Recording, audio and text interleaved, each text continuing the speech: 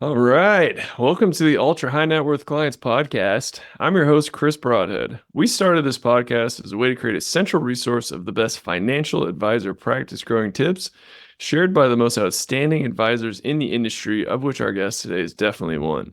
These outstanding financial advisors agree to be on the show and provide a ton of value for free, all in the hopes that our audience might learn from their words. My father was a financial advisor, and financial advisors are the main clients we serve. So, my marketing agency's mission is to help every financial advisor grow their business in an effort to help the world become more financially secure. Today, we have the rare pleasure of talking with an incredible financial advisor, Prince Dykes. Prince, can you introduce yourself and tell us a little bit about you? Thank you, Chris. My name is Prince Dykes. As Chris previously said, I am a registered investment advisor. Did I guess a little bit about my history? Retired from the U.S. Navy, retired Navy chief, 20 years. And before that, I think I started it while I was in the service, actually, about a year or two before retiring from the military, uh, from a small town of Waynesboro, Georgia. And people may know me for the podcast, the Investor Show, and also writing children's books as well on financial literacy, from investing, credit, insurance, and real estate. So, and also being on having our foundation side, then our for-profit side, the advisory side as well. So, done a good bit there, I would say. While I was in the military, earned all my different licenses, certifications, degrees, things like that. And here I am. I'm here in Denver, Colorado, married now for September be 15 years, and we have a 14-year-old son. That's me. Congratulations, man. It's a beautiful life you are leading, my friend. Thank you. Thank you. Yeah. So, how did you get into this wild industry of financial advising? Definitely don't have a traditional path. Things get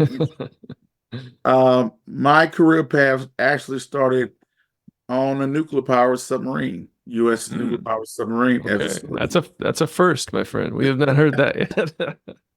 On a nuclear powered fast attack submarine called the USS Albuquerque, which is no longer here now. Old Cold War submarine. And that happened because I enlisted into the Navy as a storekeeper. And I wanted to continue my education. And they gave me things that were like this closely aligns with your job path.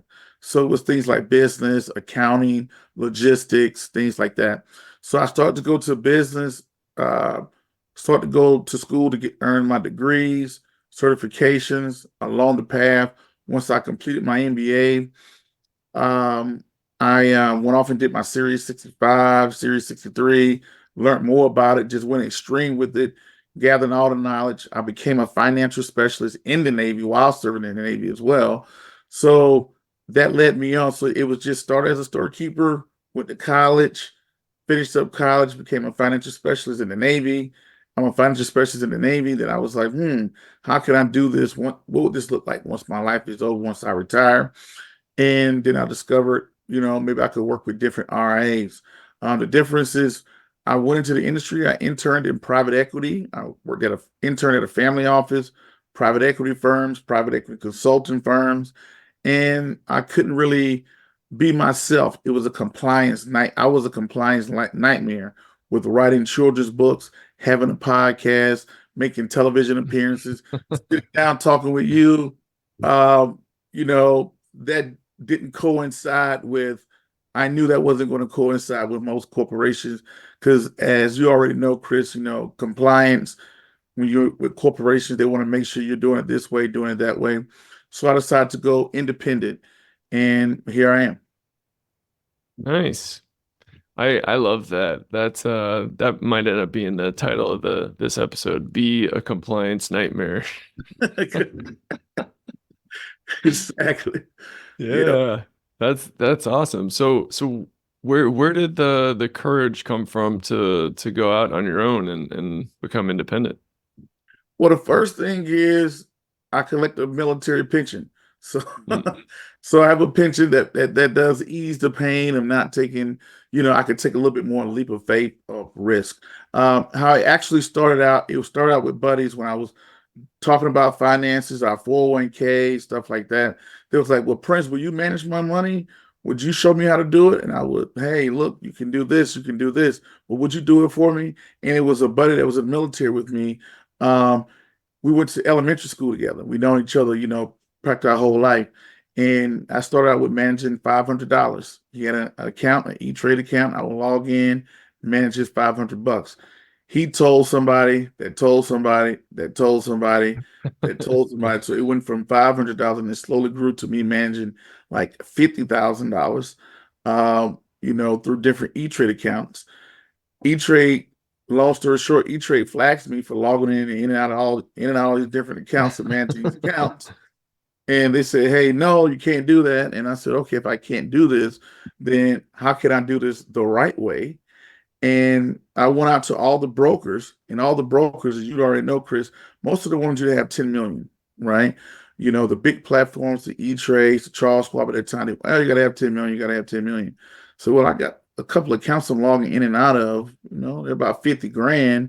How can I, do this the right way? And the only platform out there was Interactive Brokers at that time that gave me an opportunity, that had a program for small advisors that wanted to build up their clientele.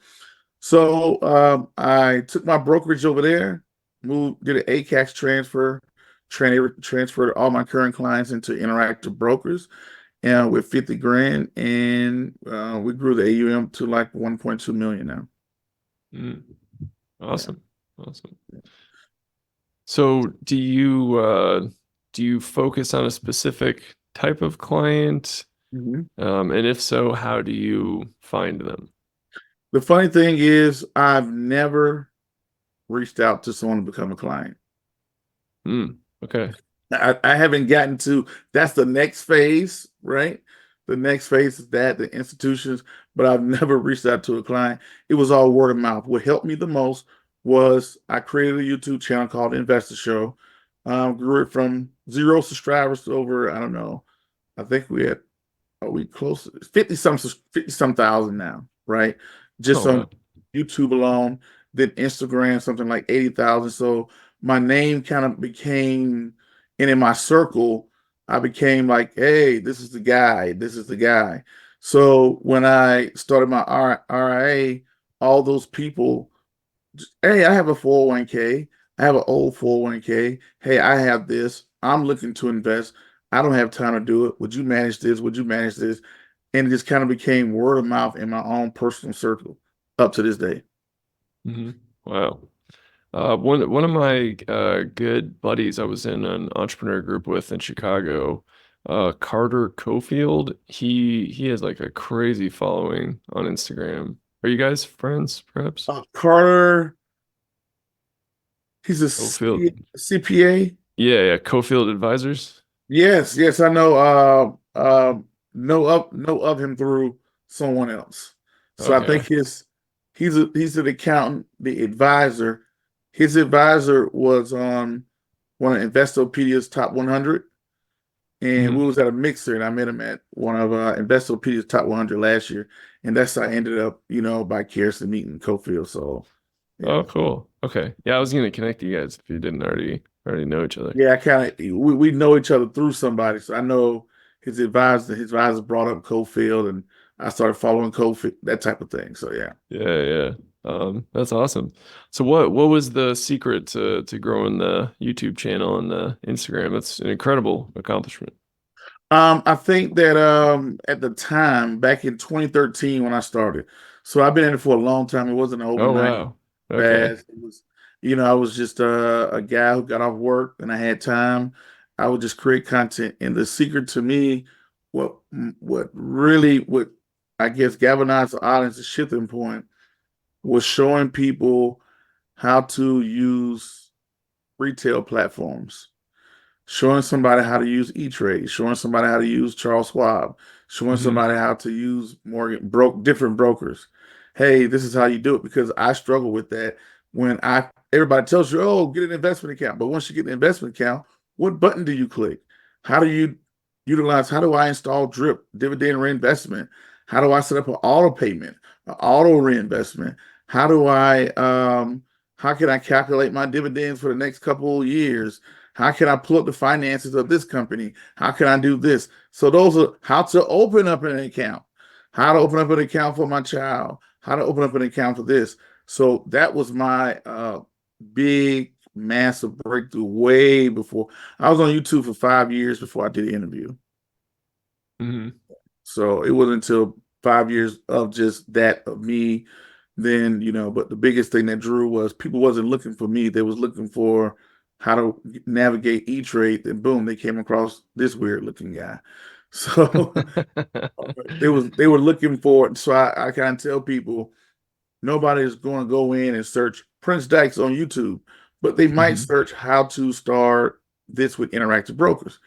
Interactive Brokers has a huge platform. E-Trade, Charles Schwab, what TD Ameritrade and purchased Charles Schwab, Morgan Stanley, E-Trade, whatever. They have all these, thousands of retail investors out there who are left on their own, who are have self-directed IRAs, and they want to know how to use it.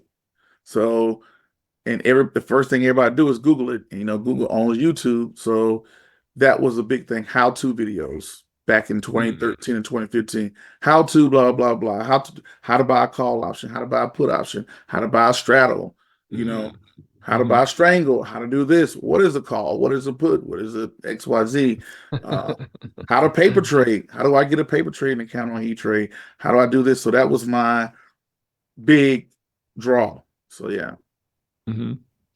That's awesome. So you just kept your head down and worked your butt off for five years, and then it finally some Exactly. took off.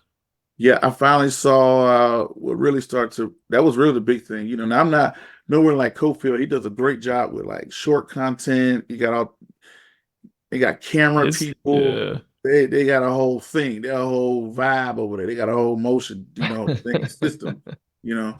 But I'm definitely not like that. But I just do a little bit. I just do a little bit of that. And I was very early on too, very early, way before everybody else kind of got into the space. So I Mhm. was an early adapter, and the thing was how to is big, and I just how to do this, how to do this, how to do this. And you actually not talking about it, but you're literally showing people and walking people through how to do something. How can I transfer stock to my son? How can I transfer stock to my daughter? In E-Trade, in Charles Schwab, in these different platforms. That that is what people are, oh, this is pretty cool. I like this guy. Then I will come on more often. So then I just stopped making how-to videos. So yeah. Nice, nice. Um, so how did you stay motivated for, sounds like 5 years it didn't take off, right? Well, I say because I it wasn't a strap. Maybe you know what? Maybe Chris, some people they're smart and they figure things out. Some people are just dumb and keep doing the same thing over and over, and it eventually like works for them. Huh. I think I'm the Well, latter of like the guy who just keep doing something over and over and over. So to me, it never was about growing my platform, growing my XYZ. You gotta think about it, Chris. I've never worked in the financial industry. I never worked in. So how do you gain credibility? mm, hmm. How do you do certain things? So I was utilizing social media as a way for people to document my path and to gain credibility and to be known for what I was planning to do once I retired in 10 years. So to me, it was a 10-year plan. It was Hmm. 2013. I'm going to do this until I retire. It wasn't a big strategy. I want to have this elaborate show, blah, blah, blah. It was just that, well, how will people know that I'm a legitimate person? So I just put out content. It could be just something every day, maybe a post, maybe a poll, maybe a picture, maybe a short. It wasn't shorts back then, but I would just do a little something every day to social media. And over time, that adds up, you know. Do you look Hmm. back and you have you have a catalog of thousands of pieces of content Yeah. that hopefully ages well. Yeah. Wow. Yeah. Yeah. And yeah, the AIs can perfectly construct a cloned version of you with all It's that all content. fancy now. It's way too deep now. They got all type of stuff. But me, even to this day, I wake up. I'm going to give you one piece of something on social media a day. Wow. Okay, you do a piece a day? A piece a day, something. Wow. But here's the thing, Chris. Once you've been on for so long, you got so much content, Hmm. so much. When I started, shorts didn't even exist, right? Yeah. Now that shorts exist, I can go get old videos and get two months worth of content, you know. Mm. So what I do is I sit inside of I go in the studio if I'm going to do interviews, and I might do two, three interviews in one day. And those two, three interviews can last for like 2 months. Oh wow. Because you take the interviews, you take this interview, you get so many shorts out of it. You send it to, I have a guy that send it to, he probably may take one interview and make 5 or 6 shorts out of it. Hmm. Then out of that interview, that 1 hour interview, I'll take and make 10-minute bits. So it might be 5 minute bit here, 5 minute bit here, plus a couple shorts, stuff like that. And there you go. Then I talk about current things that's going on in the market, stuff like that. So yeah. Hmm. Okay. Or So is it, drop a little video myself, just record myself, nothing fancy, elaborate, yeah. talk about something and move on. Okay, got it. So your content strategy, once a week or a couple times a month, you put together all the content you're going to release throughout the following days, and then if Mhm. something big happens in the market, you might make a reaction video or a instant. It could be like, this is my current read, right? Yeah, of Or I don't know if you're a Warren Buffett, Charlie Munger fan, right? course. The poor Charlie Almanac, he passed away last year. They sold these at a Berkshire annual meeting. I grabbed this, I read a page or two, maybe a chapter, and I just might talk about that chapter. So this content is content for me. Hey guys, I read an interesting story about blah blah blah, because I know about 90% of people don't read anyway. Hmm. Most people hear from whatever, but to pick up a raw book and read, that's kind of an old art form. So, so if you read it and then you tell people, oh man, that's interesting. That's Hmm. content for me. Showing people what I Yeah. read, what I'm working on. It's a mix. I have interviews, I have shorts, I have myself being content. I may have someone else's content that uh, react to. Hey, blah blah blah. I saw this happening. This is what's been going viral, and may give a little reaction to it. Hmm. That's awesome. So for our listeners who may be trying to up their social media game on YouTube, Instagram, TikTok, whatever, have you noticed any specific topics really resonating with potential investor clients? Um, of course, it all depends on the age group. If you're on TikTok, cryptocurrency is the hot topic. Yeah. Say anything about crypto, that's the younger audience, things like that. Um, the older audience, what relates to them is um current data, like showing people like learning, teaching, educating people. For prime example, how different ways of doing taxes, how you can do this with taxes, or it may be, hey, I'm a person, I have a 401k at my job, now I'm a retail investor. So that retail investor may want to know different things that maybe go on the market, different ways to look at things, portfolios, stuff like that. So the younger audience seems to be crypto's a hot topic. The older audience seems to be, hey, show me how can I use my HELOC loan to get an investment property. Is that a good idea? What is a good interest rate? Which is the best way, the best lender to do XYZ? Or pitfalls of using your HELOC loan to get more real estate, that's what seems to be like, learning, you're teaching me something new. Until you become a trusted name, face, and source, Hmm. then people want to hear your opinion. Hmm. So people come in giving their opinion, and first they're going to be like, "Who is this guy? I don't know him. Never heard of him, or whatever." Right? So once they get to see you around and they get to see you doing your thing for a while, you build trust over time. Then once you build that trust, then they want to hear your take on certain topics. Awesome. That's And do just you have, yeah, no, that's great advice. Do you have any specific strategies for converting that trust and attention into new clients? um that I don't, because um I'm private, and I take on clients through a private. We're in a business where it's different. Like a car salesman, they sell that car, they're done with you. A real estate agent, you buy the house, our relationship is done for years, or whatever. Until maybe I want to, maybe you might refer me, something like that. Um, you go into a gas station, it's just 1 minute. When you take on a new client, you guys and girls or whoever you have are at the hip for the next, as long as they're a client. As long as they're alive, Yeah, as long as probably. they're alive, right? They're probably going to be for the next 2, 3, 5, 10 years. As long as they're a client to you, as long as they're alive, you're gonna have them as a client. So it's an Yeah. interview on both ends. So do I have a phone number? Call me now and text me and let's have a conversation. I'm not to that point. But I know some Mhm. people do it very well, but that's not my conversion way. And now, how it does help is when you do reach out to a new client, what is the first thing people do to research anything these days? Google you. Exactly.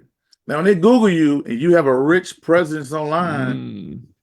it builds credibility. Absolutely, it does. Yeah. You go in and you be like, well, I never heard of this guy, Prince Dykes, weird looking guy, and whatever. But you go, the That's first thing not true, my friend. so people look, I never heard of this guy. So the first thing everybody's going to do is do what, Chris? They're Go going to Google. Google, and they're going to go Google. Then they'd be like, oh, okay, this person has a YouTube channel, Instagram, followers. He has books. He's appeared on television. You know, he's Mm. he's been on this podcast and that podcast. And let's read some of the comments. Seems like he has a nice following. He's been around for a while. And when you have that rich type index, it gives you more credibility. If I went to Barcelona and I was looking for somebody to, let's say, cut my hair, or to give me or for something to eat, and I Google and I hear about this restaurant and I put your name in as a barber, and you have this Instagram, Facebook, YouTube, and you just cutting hair, you get more credibility than somebody who just says, hey, me, barbershop, available, open for business. hmm hmm I'm gonna be like, I Yeah. don't Yeah. this one, but this one seems to be, it has a rich index. Let me see if I can get in contact with them to do business. Yeah, absolutely. Absolutely. Social proof. Social proof. Yep. There it is. Yeah. Yeah. So, do you find, any a lot of the guests we have on, they focus on niches. Mhm. We've had guests that were airline pilots, and most of their clients, at least when they started, were airline pilots, or they came from the construction industry or the military. Have you noticed any kind of niches that are organically happening in your client base? Pretty much all my clients were either in the military or military affiliated. Mm, Every last one. Every wow. last one. Okay. Either they knew me while I was in the military, they knew somebody else that knew somebody, they knew somebody. So it's almost like a veteran for RA, you know, us military people, we trust other military people a whole lot more than we do person that never was in the military, right? Yeah, yeah. So when people know you, they've seen you, they know you for a while in the military doing this. That's what that's been my piece, military info. Mhm. Awesome. Awesome. And have you found any good ways to sort of get in front of that audience? It sounds like referrals are effective for you. Social media. Yeah, Social social media has media. been huge. All these little veteran groups, um, word of mouth, veteran groups, LinkedIn, I'm on LinkedIn, I'm on Facebook, I'm on Instagram, I'm on YouTube. I'm not really TikTok, but I'm on those four platforms, and people see you on a consistent basis. And a lot of people retire in the military and they have an old 401k. Hmm. Hey, I can't contribute to this old 401k anymore. Well, would you do this for me? Or would you like to do that? So yeah, yeah. Awesome. Awesome, man. Well, that's great. So we are coming towards the end of our time. Hmm. I just have one more question for you. It's open-ended. You can take it in any direction that you like. And the Hmm. question is, what are you working towards? My well, number one thing on my nonprofit side, um, I'm working on my fifth children's book. Writing a Awesome. children's book on taxes. Right. Cool. So I did one on investing, credit, insurance, real estate. Now I'm looking to do the next one on taxes. Also releasing the animation to the fourth book. And we award stocks to kids too. We turn kids in the first time shareholders of stock. That's on the nonprofit side. On the for-profit side, my number one priority is making my clients, you know, making them happy with whatever their investment strategy is, and making my next stop AUM of 5 million. The next stop there. And yeah, that's it. And then I'm also a writer for Investopedia, GoBankersRate.com. So I write contributing articles for, several different media outlets as well. Mhm. Awesome. Awesome. Well, it sounds like you are well on your way to all of those goals and to even bigger goals after that. I hope so. Seeing how far I can Yeah. take. Yeah. That's awesome. And where can our audience find out more about you? A foundation is gcflf.org. That's G as in golf, Charlie, Foxtrot, Lima, Foxtrot.org. That's Global Children Financial Literacy Foundation.org. You can go over there and check out the book series. All the book series proceeds go to that foundation. And you can find me on social media at The Investor Show. I'm Prince Dykes. You can find me on LinkedIn. You can find me on, you just type my name into Google or most of the social media platforms, you'll see, a guy who looks like me pop up, and that's me. Give me a follow, shoot me a DM. Let's have a conversation, talk, and go from there. Awesome. Awesome. And I have to ask, were your parents big Prince fans, or is there another origin to your Yeah, name? that's the question I always ask. I know it's actually a family name. So I was born in '84. I didn't know who Mhm. Prince was until all I heard people because I knew everything about this guy Prince. I didn't know what he looked like. I never heard no of his music because I come Yeah. from deep South. Parents was very Christian, but my mom name was uh, Princess, and my grandfather name was Prince. So Mm. it was a family name that was passed down. How I picked it. The crazy part is I'm the youngest of four, and all my older brothers got regular names, and I got Prince. So there I have it. Yeah. That just means they liked you the most and thought they're like he's strong enough. He struggled to take the name. So, yeah, that's how it happened. Yeah, that's great, man. That's awesome. Well, thanks so much for coming on the show, Prince. This was a pleasure, man. You're doing some awesome work. Thank you, Chris. Thank you. And if I'm ever out in Spain, I have to reach out to you. Yeah, hit me up, man. We got a spare bedroom. Crash here anytime. Appreciate it. Thanks. Awesome. And to all of our listeners out there, thanks so much for tuning in and keep on growing out there, everybody. See ya.